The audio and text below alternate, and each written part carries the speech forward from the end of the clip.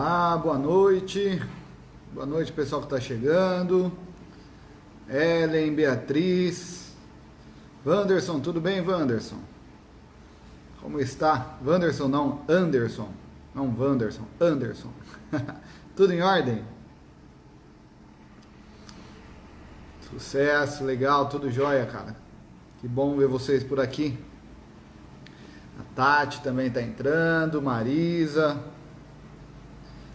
Cláudia. Legal, pessoal já se conectando aí ao canal da ergonomia. Juliana. Vamos ver. Boa noite, Marisa, tudo bem? Ó, e 9 entrou, vamos lá, vamos chamar aí, ó. Bom, deixa eu ver. O Thiago, você entrou pela I9, é isso? Só dá um ok pra mim. Não sei se você ia entrar pelo... Ah, não, tá aqui, ó, Dr. Thiago Marquesi. O Thiago para participar desse bate-papo.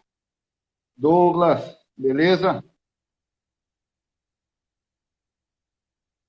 Vamos lá, chamei aqui o Thiago, vamos ver só se já vem a conexão dele.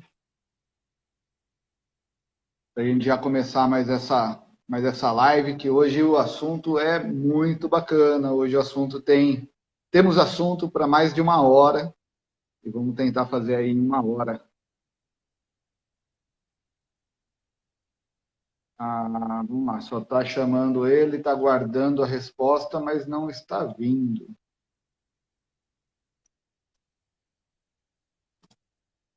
Mandando já uma mensagem aqui no privado. Vou tentar chamar novamente.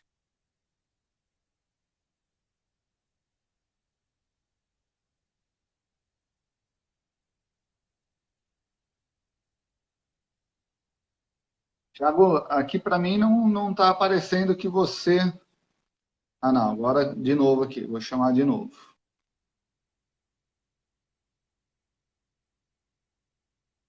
Boa noite, Luiz, tudo bem? Aí, legal, Agora agora acho que veio. deu. Tudo bem, Thiago?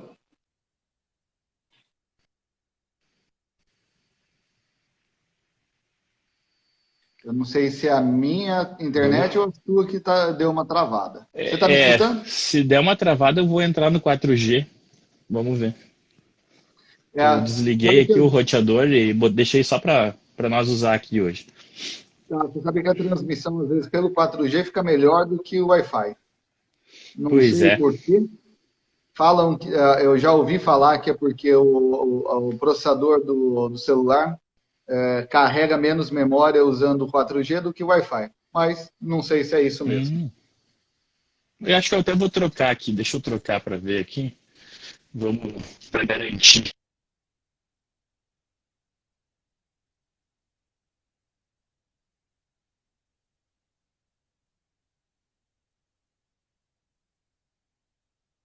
A Paula entrou, Bruno Boff. E aí, Brunão? Tudo bem?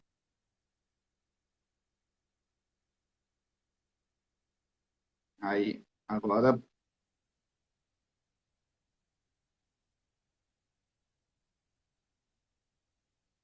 vamos esperar só um pouquinho para dar essa estabilizada na internet aí do Thiago.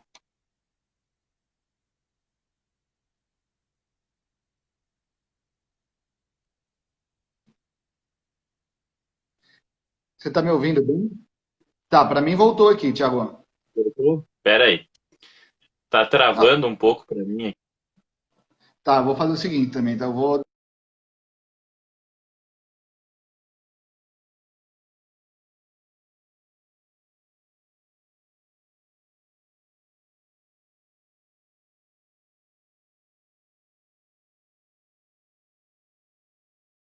daí.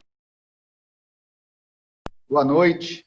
A gente está só ajeitando aqui a internet, que está tá dando algumas Acho que agora, travadinhas. agora acho que deu. Deu uma travadinha. Não, beleza, eu acho que agora vai. Para mim agora a imagem tá normal, o áudio tá bom. Então acho que agora Achou o fio. Pode ser. Legal. Tiago, vamos lá, vamos para a nossa conversa, até para a gente não perder mais tempo aí. Me Vamos lá. apresentar rapidinho, o pessoal, sempre está entrando pessoal novo no canal. Então, eu sou Carlos Salles, fisioterapeuta, ergonomista, estou por trás aí do canal da ergonomia, um canal que a ideia é trazer bastante informação e conhecimento a respeito da ergonomia, sempre trazendo assuntos diversos, mas que estejam relacionados com a ergonomia, tá? E hoje o meu convidado é o Tiago Marquesi, fisioterapeuta do trabalho, e o assunto que a gente vai abordar é um assunto bem, bem legal. Eu acho um assunto interessante, por mais que eu não tenha domínio e nem muito conhecimento desse assunto. Então, até a ideia de trazer aqui o Tiago para falar isso é para eu aprender junto com vocês um pouquinho mais sobre esse assunto, né? Que é o exame físico funcional ocupacional. Né? Então, como que o fisioterapeuta pode trabalhar dentro da empresa, entrar nas empresas e trabalhar com esse tipo de exame. Tiago, então peço para que você se apresente aí rapidamente para quem está nos ouvindo, para depois a gente começar a falar sobre o nosso assunto. Bem, então, como você já disse, né, Carlos, primeiro eu quero dizer que é uma honra para mim estar falando contigo aí. A gente já fez uns cursos juntos, estava só no aguardo de um convite para vir aí conversar contigo, né? Assisto sempre tuas lives. Eu sou fisioterapeuta do trabalho, então titulado pelo COFITO e Abrafit. Sou membro da Abrapef também, que é a Associação Brasileira de Perícias Fisioterapêuticas. Eu tenho pós-graduação em ortopedia e traumatologia, tenho pós-graduação em ergonomia e tenho pós-graduação em termografia do movimento, lá pela Uni Wallace, do grande mestre Ricardo Wallace. Show, ótima formação. Isso aí. Que legal, Tiago. Bom, para a gente não perder não perder tempo, vamos lá no nosso assunto. Como eu falei, o exame físico funcional ocupacional não é do meu domínio, né? Por mais que eu seja fisioterapeuta, mas eu nunca fui muito para essa área. E eu acho muito interessante, né? Eu já vi você falar um pouquinho sobre esse exame, como que ele pode ser benéfico para a empresa ou para o funcionário, como que a gente pode usar disso, né, um benefício, ou até ser um meio de trabalho e ganha-pão do fisioterapeuta, mais um meio, né? E daí, vendo tudo isso daí, eu falei, pô, bacana, né? Eu acho que a gente tem que trazer isso daqui para o canal. Por mais que não seja, eu acho que tem, por mais assim, que não seja diretamente ligado à ergonomia, mas acho que tem muito a ver com a ergonomia, né? Então, também faz parte aí do nosso, vamos falar assim, do nosso tema central, que é do canal da ergonomia, tá? E daí vamos lá, me explica aí, me explica e explica para as pessoas que vão ouvir, estão nos ouvindo agora e depois vão ouvir também, o que é o EFO, né? Na verdade, assim, Carlos, o exame físico funcional, ele é o exame que é feito pelo fisioterapeuta. A única diferença é que a gente adaptou um pouquinho esse exame para a parte ocupacional. Então, para ver tentar mapear os principais riscos hoje físico-funcionais que a pessoa está apresentando, para ver se ela realmente tem uma condição satisfatória ou insatisfatória para exercer aquela atividade que ela tá concorrendo à vaga. Né? Porque a gente atua mais no processo de seleção, recrutamento e seleção, e faz a avaliação e encaminha essa avaliação, depois vai para frente, né? Vai para o médico do trabalho, porque é ele que vai dar o apto ou inapto. Então, nada mais é que uma consulta. Então, é uma consulta físico-funcional fisioterapêutica. Tá. Então, quer dizer, essa consulta ou esse exame, ele serve como mais uma ferramenta para embasar o médico para ele dar se a pessoa está apta ou inapta. Ou inapta. Não é o exame que vai dizer se a pessoa pode ou não ser contratada, ou se ela está apta ou inapta. Não. Até porque, como é fase de recrutamento e seleção, às vezes a gente avalia 2, 3 pessoas para a mesma vaga. geralmente o que vai acontecer? É que tiver o melhor perfil para aquela vaga, aquela determinada vaga, pode ser contratada, então. E as outras podem ficar num banco de contrato, de reserva, ou elas podem ser encaixadas em outras funções que tem vagas abertas que aquele perfil se encaixa. Tá. Ô, Tiago, mais uma coisa, né? Aonde está previsto que o fisioterapeuta pode fazer esse tipo de exame? E mais, aonde que está previsto que a empresa pode utilizar esse tipo de exame numa contratação, numa seleção, enfim, né? Quais são as questões legais que estão relacionadas com isso? Bom, se a gente for analisar hierarquicamente por leis, o próprio artigo 5º da Constituição vai dizer lá, no inciso, acho que 13º, que o exercício de qualquer profissão é livre desde que atendidas as qualificações profissionais exigidas pela lei. Então começa lá a Constituição dizendo isso, né? E o fisioterapeuta ele é um profissional de primeiro contato. A gente não precisa de encaminhamento de ninguém para realizar o nosso atendimento. Então se parte um pouco desse princípio. Mas se a gente afunilar um pouquinho mais, lá na CLT tem um artigo que é o artigo 198. 198 não, perdão, 168. Tá? Esse 168 vai tratar dos exames ocupacionais lá feitos pelo médico. E lá dentro do artigo tem um parágrafo, que é o parágrafo 2º, que ele vai dizer que a critério do médico do trabalho da empresa, então, ele pode pedir um exame de apuração de capacidade física ou mental. Então, a gente vai entrar dentro desse parágrafo aí, quando o médico ou a empresa nos solicitar, então, para a gente fazer um exame físico do candidato, antes da contratação. Tá. Depois, a gente tem, então... Oi, diga lá. Não, não, pode falar, pode falar. Pode mandar Não, depois a gente vai ter o Decreto-Lei 938, que cria a profissão de fisioterapia, tem a Lei 6.316, que cria o COFITO e o CREFITO lá, que vai dizer que é eles que vão legislar, eles vão dizer o que a gente pode e o que a gente não pode fazer. Daí vem a resolução COFITO 80, que vai falar do diagnóstico fisioterapêutico. Vai vir a resolução COFITO 259, que fala sobre o fisioterapeuta que presta assistência em saúde do trabalhador. E lá dentro vai falar um pouquinho de exames admissionais, de nexo causal, essas coisas. Depois vem a lei COFITO 300, a resolução COFITO 370, que fala sobre a CIF. Então, todo o nosso diagnóstico é baseado em cima da CIF, quantificado, qualificado e codificado pela CIF. E a resolução 465, que trata da especialidade profissional em fisioterapia do trabalho, ela vem para solidificar um pouco mais ainda esta nossa atuação, porque ela vai dizer que a gente vai atuar lá para identificar desvios físico-funcionais dos funcionários, dos trabalhadores. E por fim, a gente o nosso exame, tanto o admissional, quanto o periódico, quanto o demissional, ele está previsto lá dentro da resolução 482 do COFITO, que fala sobre o Referencial Nacional de Procedimentos Fisioterapêuticos. Então, lá dentro dessa resolução, tem um capítulo, que é o 13º, se eu não me engano, que vai ter lá 2 códigos, para exame admissional e demissional, e um para exame periódico fisioterapêutico. Tá. Então, quer dizer, em questão de leis ou resoluções e tudo mais, o fisioterapeuta está bem coberto para realizar esse tipo de exame.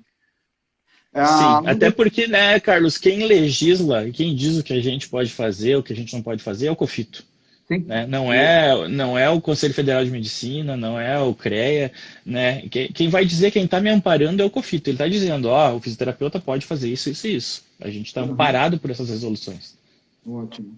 E daí, assim, quem que vai contratar o trabalho de um fisioterapeuta? Né? Então, claro que é a empresa, né, que está, uma parte é a empresa, mas depende muito também do médico estar ciente da ajuda, vamos falar assim, né, ou da intenção, ou como ele pode utilizar o exame físico funcional ocupacional ao benefício dele para entender melhor e fazer uma contratação mais assertiva.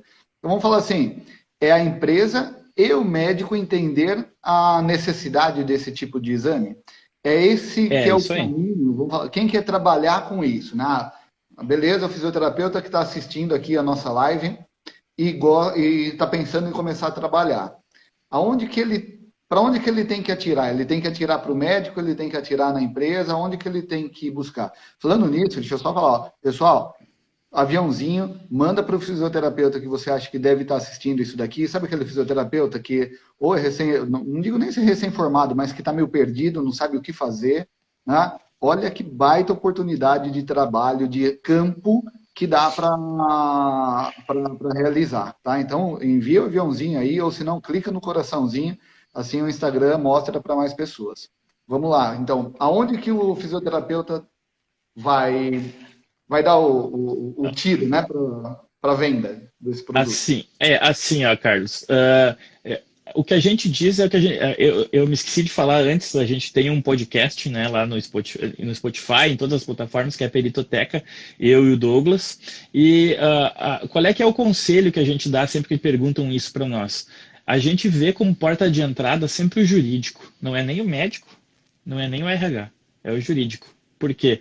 Porque a gente precisa mostrar o benefício que vai ser para o jurídico e depois, consequentemente, para a empresa toda, ter uma avaliação dessas. Ter uma avaliação de quando o cara entrou na empresa, durante o período que ele trabalhou na empresa e quando ele saiu. Se a condição físico-funcional dele melhorou ou piorou nesse período. Se piorou, o que a gente fez para melhorar essa condição? O advogado, normalmente, quando ele vê uma avaliação dessas, ele fala, meu, é isso que eu preciso, né? Alguns médicos também, alguns médicos mais jovens, os mais antigos são um pouco receosos, né? Acham que é uma competição, acabam não endossando às vezes muito. Mas os mais jovens também pensam dessa forma, eles enxergam o fisioterapeuta como um parceiro, né? Vai vir para contribuir, vai vir para somar na avaliação que eles têm. Então eu acho assim, a minha experiência, a do Douglas, sempre foi primeiro a porta de entrada o jurídico, depois o resto. Ou o médico do trabalho, ou o SESMIT, tem que analisar a empresa primeiro para ver qual que é a porta que eu vou conseguir abrir primeiro. Normalmente o advogado é mais fácil, a gente tem um acesso mais fácil. Tá, legal. Você falou agora, né, que alguns médicos podem ser resistentes, tal. Outro dia, em um grupo, o pessoal estava falando assim, quais são os exames que pedem para um admissional de pessoas que vão trabalhar, por exemplo, num almoxerifado, ou se não em atividades que têm muita carga e descarga, né, de material, se poderiam pedir um raio-x. Conversando aqui, acho que deu uma travada.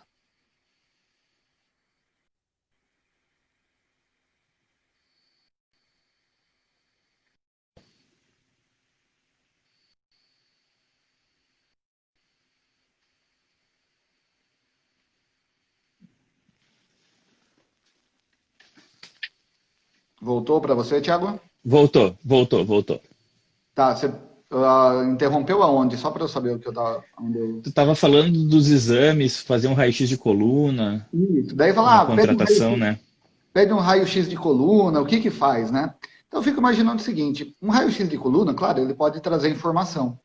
Mas se você faz um exame físico-funcional, ele vai trazer muito mais informação em relação a esse funcionário, se ele tem alguma lesão, se tem alguma incapacidade, se tem alguma restrição, do que um simples raio-x, né? Então, quer dizer, se o médico ele está pedindo um exame complementar que talvez traga pouca informação para ele, né, de tudo isso, da questão funcional, por que não utilizar esse tipo de exame feito por um profissional que vai informar, vai trazer muito mais informação para que ele tome base e consiga fazer a sua decisão, né, de uma maneira mais adequada, né? Então, Porque, na verdade, assim, o raio-x vai ser um complementar, né? A máxima ainda permanece, a clínica sempre é soberana.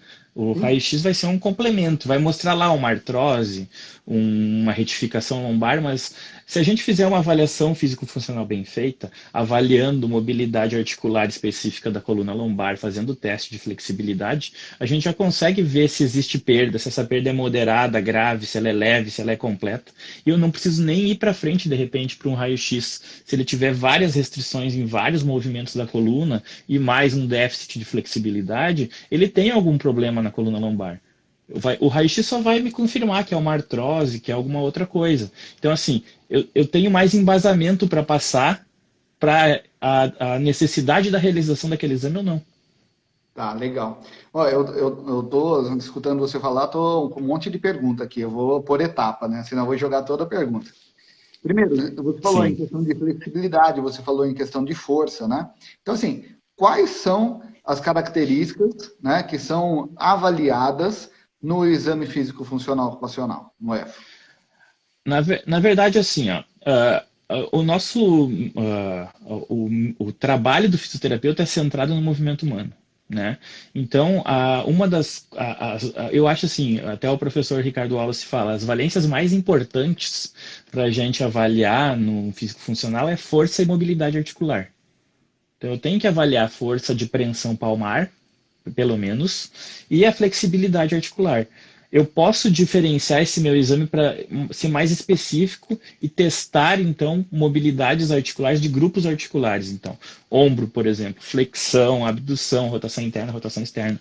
Vai depender se eu tenho aquele meu posto adaptado ergonomicamente ou não, e eu posso direcionar a minha análise para ela ser mais específica, né? Tá. Quais as necessidades de alcance que aquela pessoa precisa ter, e daí eu consigo ver lá numa avaliação específica de ombro se ela vai conseguir corresponder àqueles alcances. Uhum. Entendeu? Tá, entendi. Legal. Então, já pegando esse gancho aí, então, quer dizer, você vai fazer a avaliação já sabendo para onde está sendo contratada, né? Normalmente. Normalmente.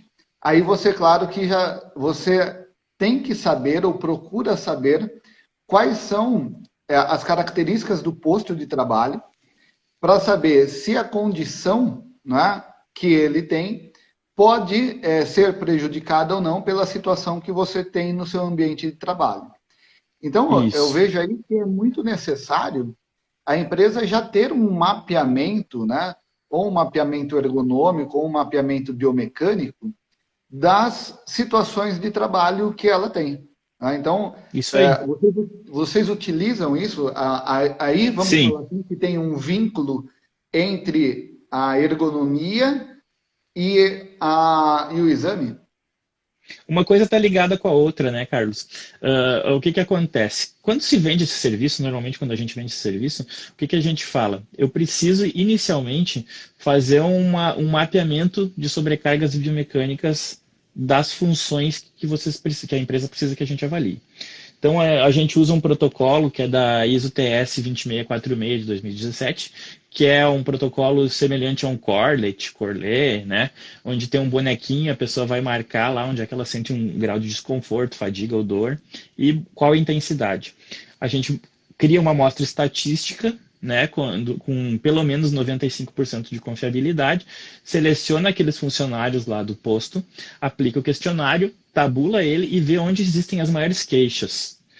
Depois disso, faça uma observação, então, sem ser a própria análise ergonômica, né?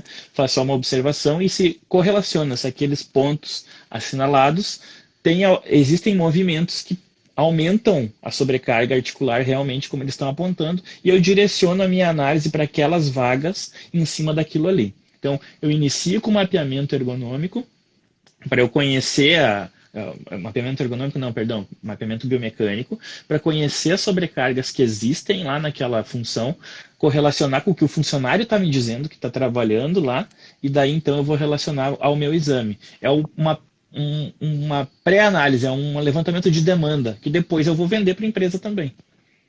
Ah, legal. Ah, eu não sei para qual pergunta eu vou para conseguir completar, mas é que eu fico com essas dúvidas, é interessante, cara. Então vamos falar assim, vamos partir para essa pergunta. Qual tipo de empresa, então, ou vamos falar assim, quais são as questões iniciais ou anteriores a empresa precisa ter para conseguir fazer um exame físico e direcionar essa da maneira correta?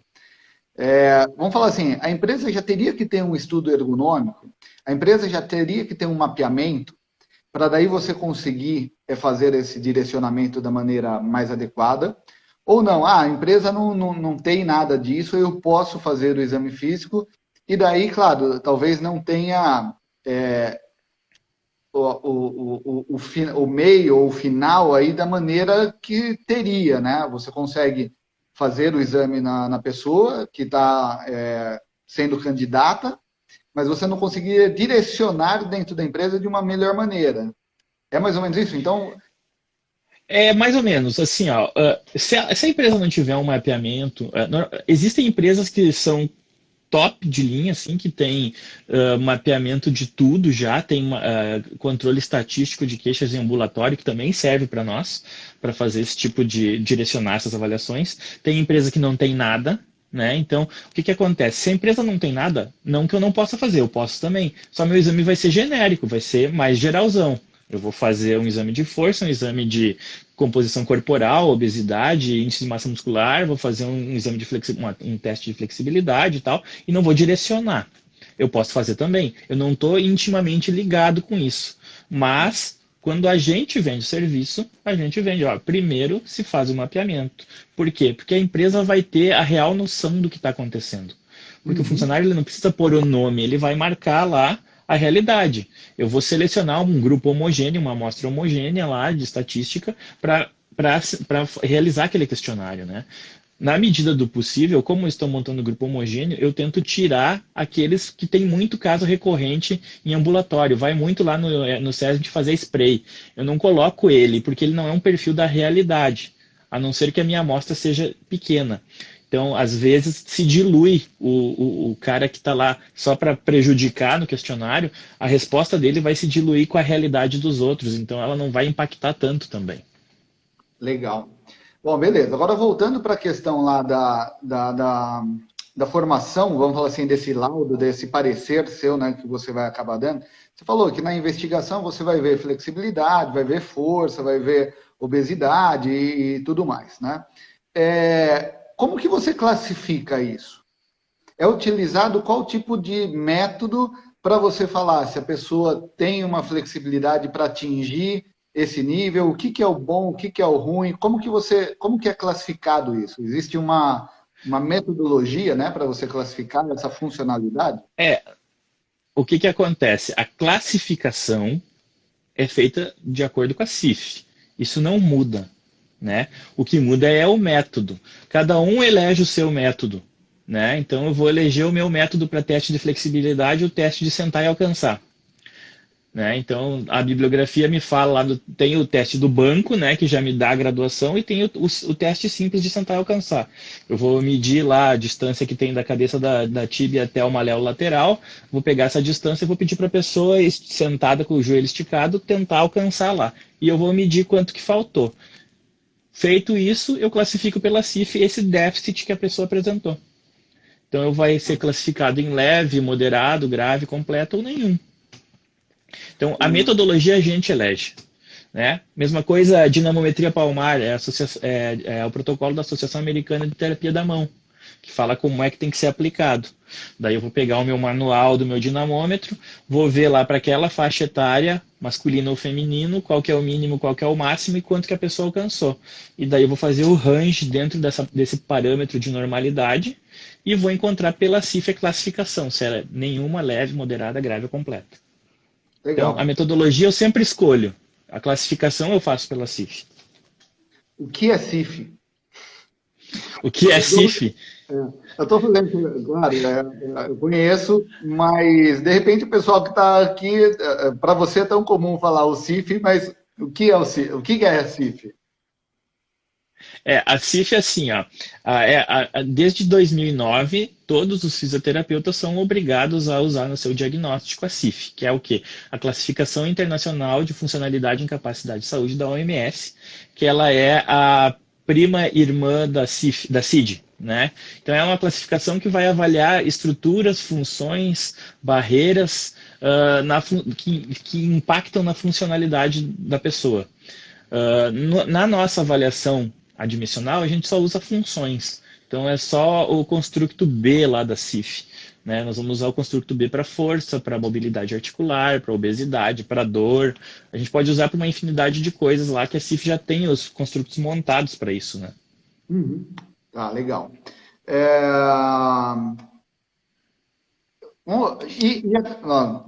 Estou pensando agora aqui.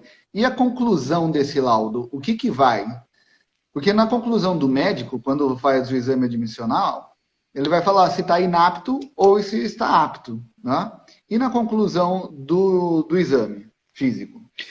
Na nossa conclusão, a gente vai simplesmente apontar se aquela condição geral apresentada pelo candidato ela é satisfatória ou ela é insatisfatória. Ou deixa eu achar outra. Eu uso satisfatória ou insatisfatória. Pode usar outros termos relacionados, como, por exemplo, pensar agora não me vem nenhum na cabeça. Desculpa, Carlos? travou um pouco. Travou. É. Travou.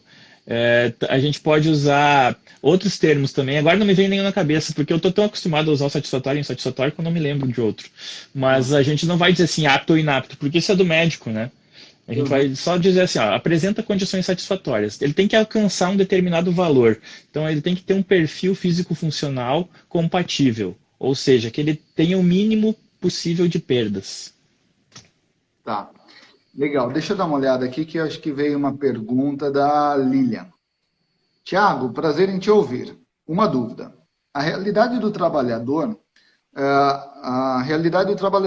as exigências das atividades e postos de trabalho. Para você concluir se o empregado está apto ou não, você precisa conhecer as realidades ou outros setores te repassam as informações? Isso vai entrar naquele mapeamento inicial que a gente faz, né? Por quê? Porque o intuito é, primeiro, a gente entrar na empresa, então, fazendo essas avaliações e conseguir também vender a análise ergonômica depois, porque daí vai ficar muito mais completo o nosso trabalho. Né? A análise ergonômica, às vezes, depende da empresa, a gente vai ser contratado por um período só. Eu vou fazer aquela análise, vou entregar e vou voltar de repente no outro semestre, no outro ano, para ver se alguma coisa foi cumprida, para validar aquilo ou não. O exame não, eu tendo o exame, eu posso ficar sempre fazendo, porque eu vou ter que criar esses indicadores para a empresa. Eu vou criando KPIs de saúde físico-funcional permanentemente para a empresa.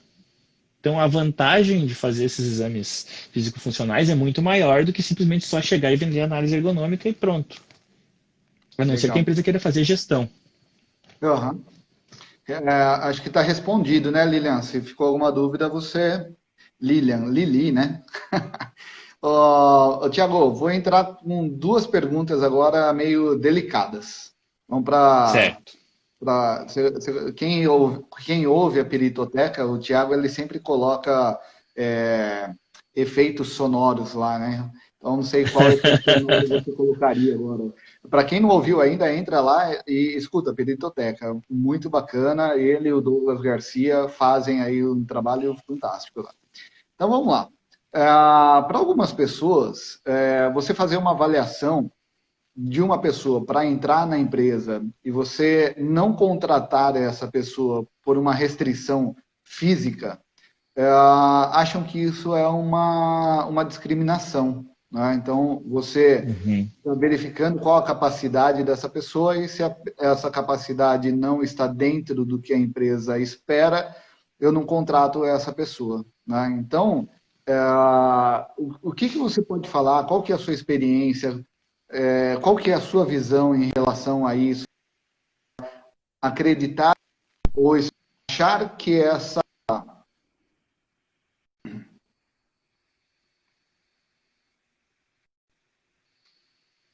Voltou. Não. Tá, Eu acho que é a tua aí, Carlos. eu acho que é a minha. Porque eu tô vendo o pessoal entrar ali, mandar pergunta, enquanto fica travado o teu vídeo. Eu vou tentar mudar aqui pro... Vai travar, tá? Espera aí que eu Tá. tô tentando entrar no Wi-Fi aqui. Vamos ver se entrar e daí para de travar. Aqui eu estava no 4G, mas estou vendo que não.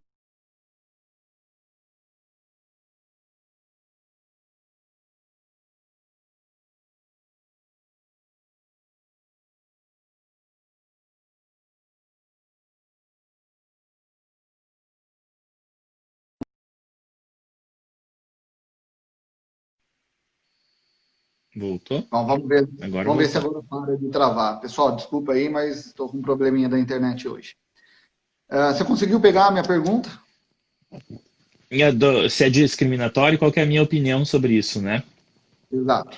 Na verdade, assim, Carlos, ó, o nosso exame, ele é um exame que ele é protetivo, né? Ele vai proteger a pessoa de ser contratada para uma atividade que ela pode se prejudicar e vai proteger a empresa de estar contratando uma pessoa que tem algum problema que vai desenvolver ou vai piorar na atividade que ela está sendo contratada. Essa é uma das visões. A outra visão é a seguinte: para te fazer, se tu fizer um concurso para Marinha, Aeronáutica, Exército, Polícia Federal, tem uma prova física, tem um exame físico. Se você não passar, você está reprovado.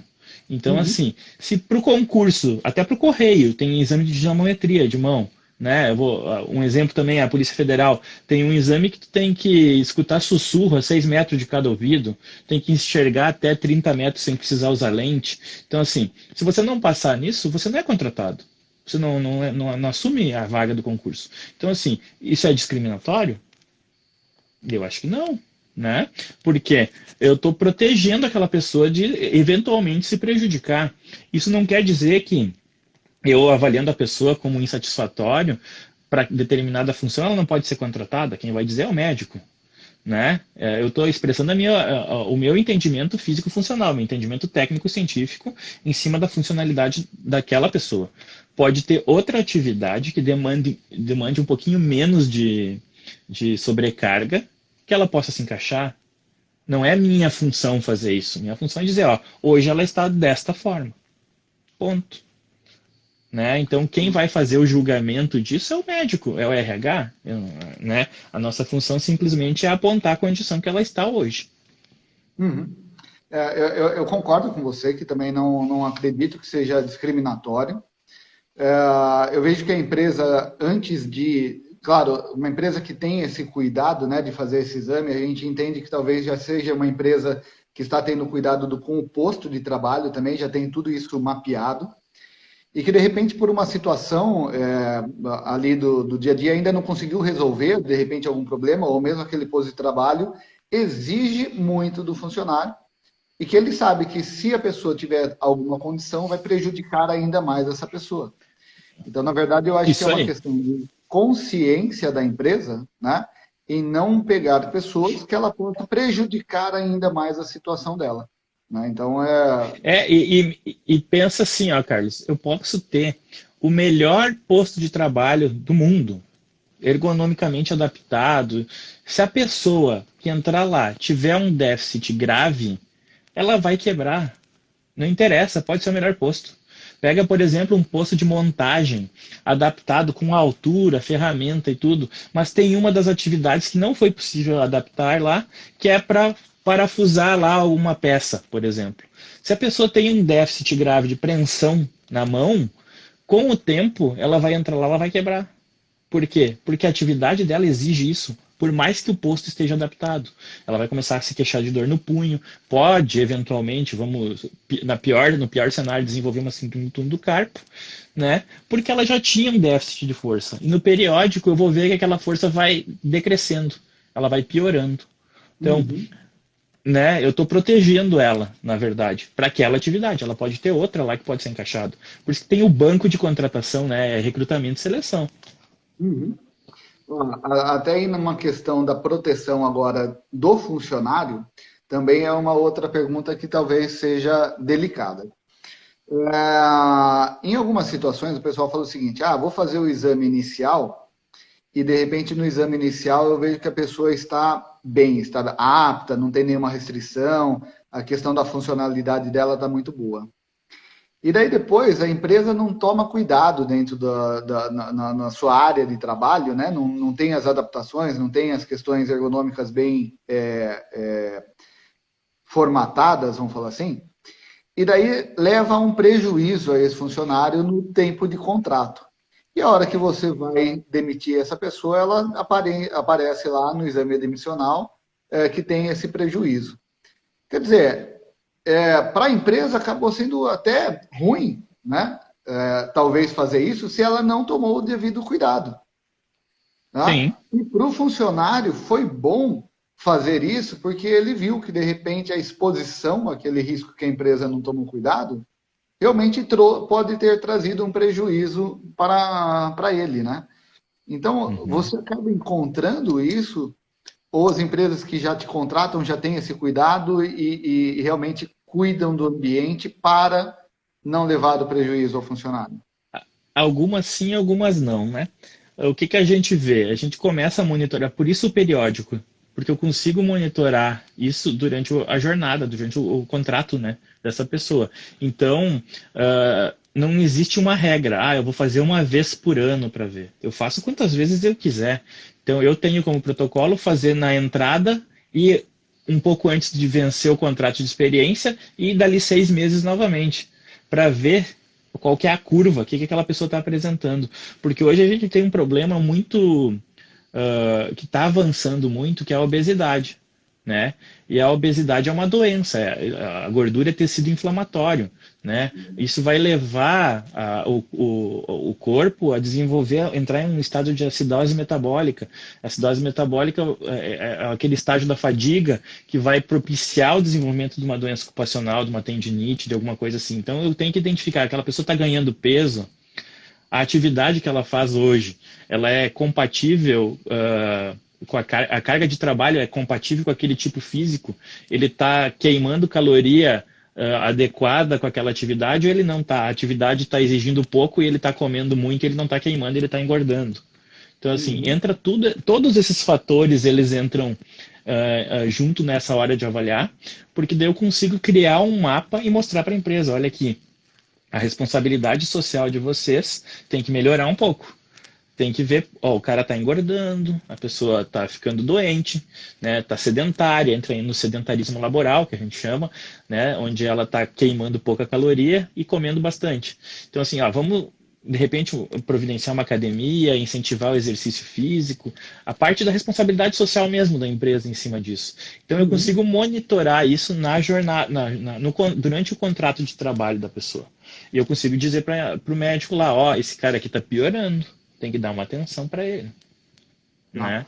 Então a gente consegue ver isso. Ela tem que fazer parte de um programa mais extenso de cuidado à saúde do trabalhador, né? Não Isso, é, isso. não é de uma maneira isolada que você vai conseguir resolver. Quer dizer, você faz o apontamento, você faz os acompanhamentos periódicos, você vê a evolução dessa pessoa, mas juntamente com isso daí a empresa tem que ter, tem que pensar, pelo menos, não sei se tem que ter, mas tem que pensar num programa de cuidado à saúde do trabalhador, né? Isso, isso. Até porque uma coisa vai levar a outra. Né? As empresas acabam se conscientizando que elas precisam melhorar, investir um pouquinho mais nisso daí. Algumas pensam, ah, não preciso disso.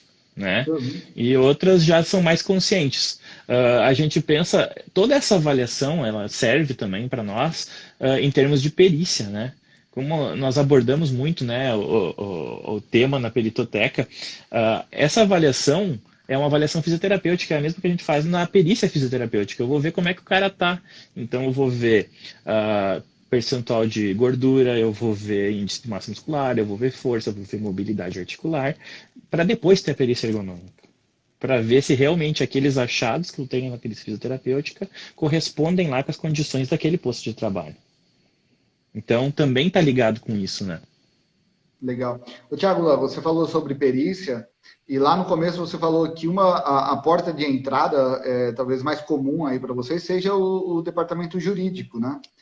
Sim. Ah, na empresa que vocês já trabalham, e tal, vocês tiveram algum caso que de repente o funcionário entrou com processo e esses tipos de avaliações foram utilizadas para ajudar na defesa? Sim, sim, sim. Tem algum caso que você possa, não específico o caso, né? Mas como você pode elucidar isso? Ah, de cabeça eu não vou me lembrar nenhum específico assim, mas o que que acontece normalmente? A gente faz um briefing lá quando chega a ação para a empresa, a gente faz uma reunião, né? Então vai estar lá o gerente de RH, o médico do trabalho, técnico de enfermagem, técnico de segurança, e onde a gente vai debater então qual que vai ser a conduta naquela ação. E juntamente com o médico a gente analisa, ó, durante a jornada, eu estou com jornada na cabeça hoje. Durante o contrato, de trabalho, essa pessoa não teve nenhuma queixa em nenhum decréscimo, em nenhum dos itens, das valências físicas que a gente avaliou. Então, e o posto já é adaptado, né? E eu tenho o mapeamento de sobrecarga biomecânica do posto, onde a maioria dos funcionários não apontou queixa nesse sentido. Então, a gente desconsidera. Não é, essa ação não vai ser viável, ela não vai prosperar. Porque a gente vai Uhum. fornecer munição para o advogado embasar o processo dizendo, ó, a gente tem todo esse controle e em nenhum momento a gente encontrou algum tipo de perda, de déficit que possa estar relacionado com essa queixa. Legal, Né? quer dizer, Então, embasa mais. é mais um documento para conseguir embasar na defesa, né? Isso. Então, Legal. por isso a história do jurídico, né? A gente municia, a gente dá informações para eles, mostrando. Do contrário também, ó, essa pessoa entrou aqui, ela começou a ter um decréscimo e foi demitida. Então, Aham. o posto está adaptado ou não está adaptado e ela teve esse decréscimo. Então, provavelmente a queixa que ela tem possa ter relação. Então, faça um acordo. Aham. Quer dizer, Não você já tenha, consegue, não tenha, a gente você já consegue direcionar isso. para a empresa em qual é a melhor saída ali, até se for o caso de um acordo, caso ela tenha uma culpa, vamos falar assim, nesse prejuízo para o funcionário, né? Justo, porque a gente está fazendo, além do trabalho como fisioterapeuta do trabalho ou como ergonomista, a gente está fazendo o papel de jurisconsultor. A gente está Uhum. dizendo, ó, está dando, né, os atalhos para as pessoas. Ó, a gente tem essa informação assim, assim, assim, e acho melhor nessa fase fazer um acordo. Não deixe para frente, né? Legal. Paga-se agora para não pagar mais depois. Eu acho bem interessante isso, né? Quem está nos assistindo aqui talvez não trabalhe também com a parte de perícia, mas é bem legal o quanto que você tem que quem trabalha para o lado da empresa, né? O quanto que você tem que armar a empresa de documentos que vão conseguir dar base para a defesa dela, né? Então, quer dizer, se você Isso. não consegue, quando você está prestando serviço para a empresa, você não consegue desenvolver todo esse material, né? Ou a empresa não contrata ninguém para conseguir ir formando no decorrer do tempo, né? E criando esses documentos, não só a questão do documento, mas realmente realizar isso dentro da empresa, a hora que realmente cai num processo trabalhista, a empresa não tem defesa, né? Ela não consegue se defender porque ela não tem provas e daí fica naquela questão somente dos relatos, né? É isso aí.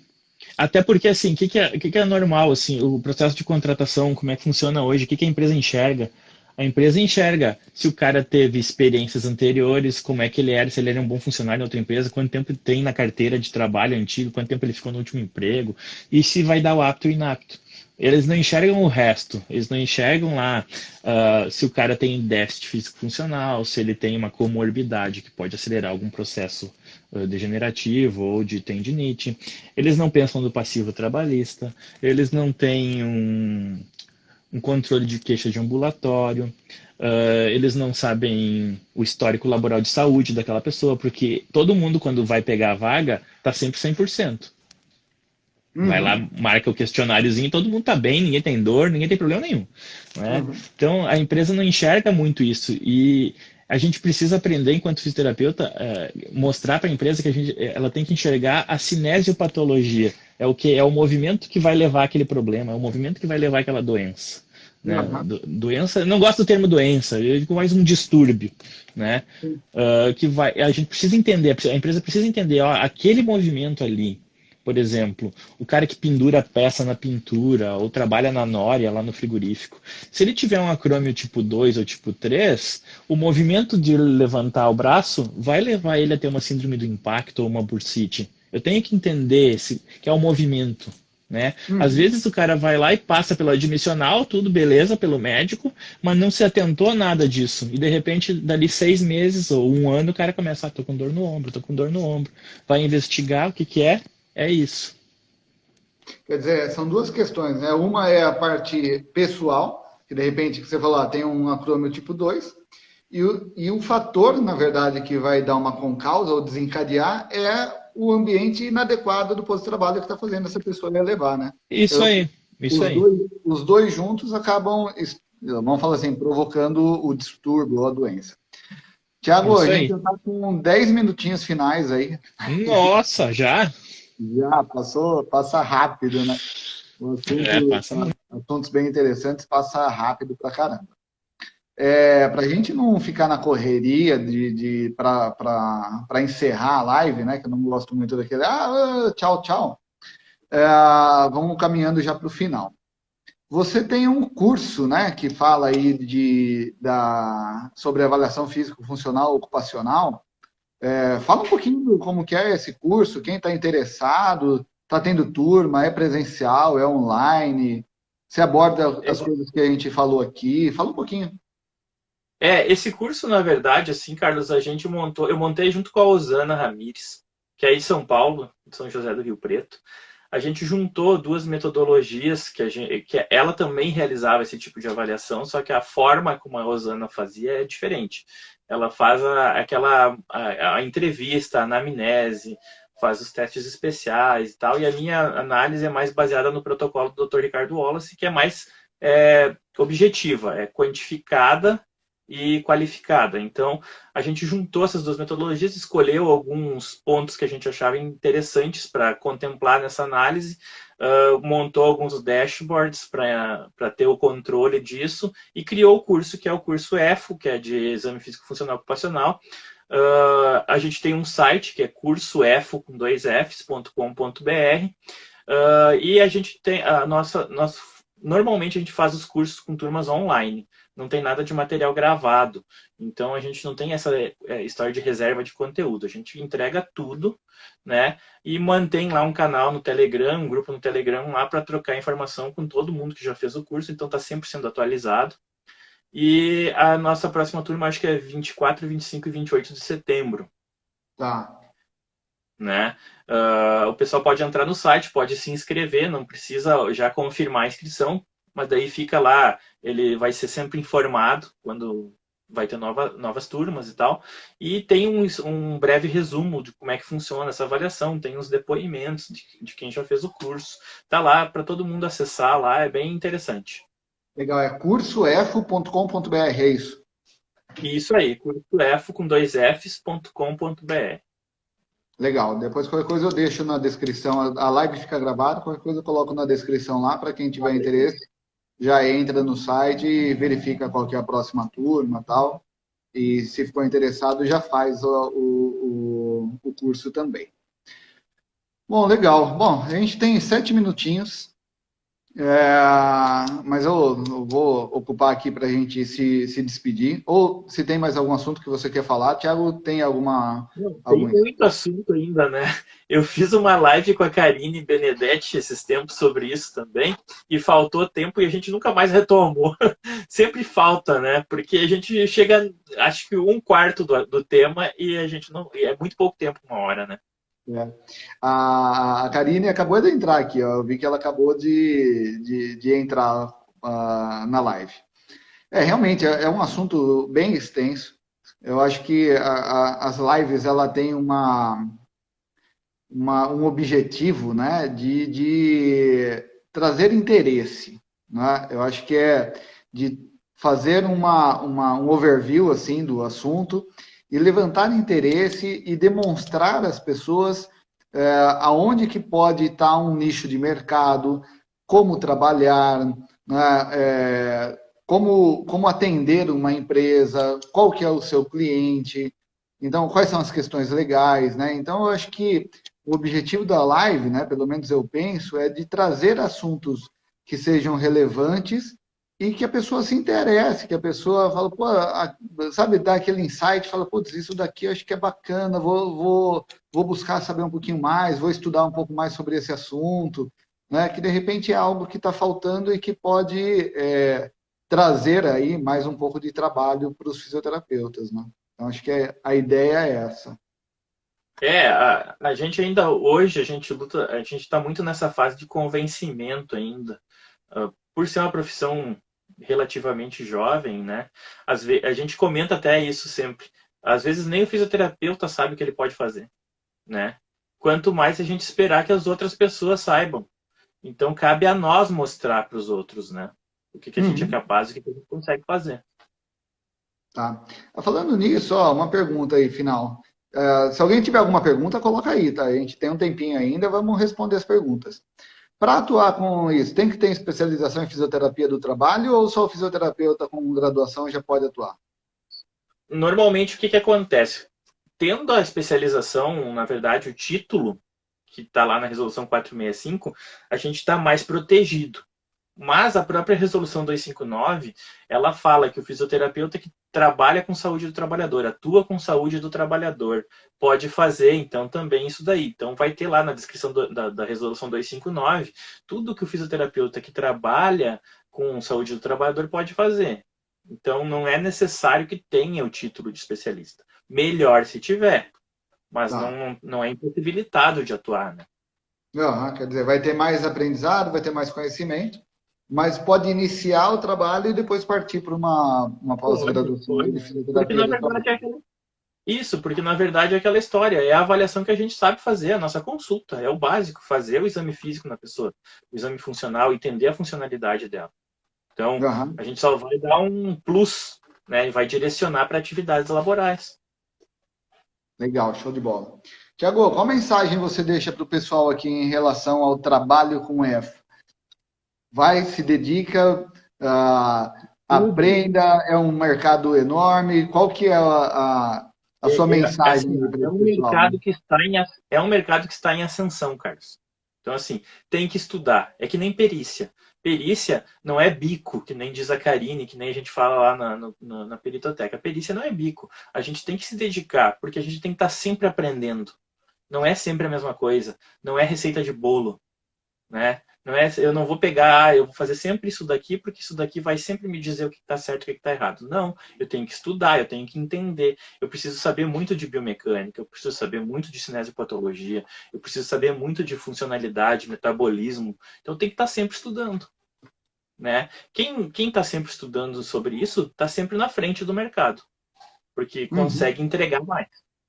Então, a metodologia, a avaliação em si, ela é uma coisa nova que a partir do momento que as empresas começarem a enxergar que o fisioterapeuta consegue auxiliar elas nisso, vai faltar fisioterapeuta no mercado.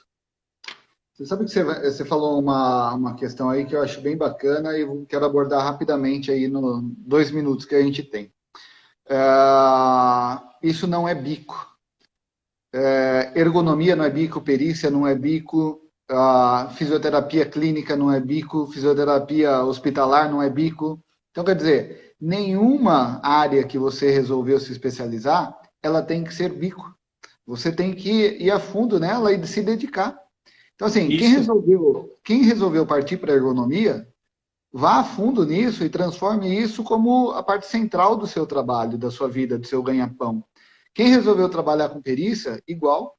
Então, acho que assim, o fisioterapeuta, por poder atuar em muitas áreas, às vezes a gente não se dedica exclusivamente a uma e vai pingando em todas. Né? e não fica Então, bom acho que nenhum, né? assim, acho que não faça isso. Né?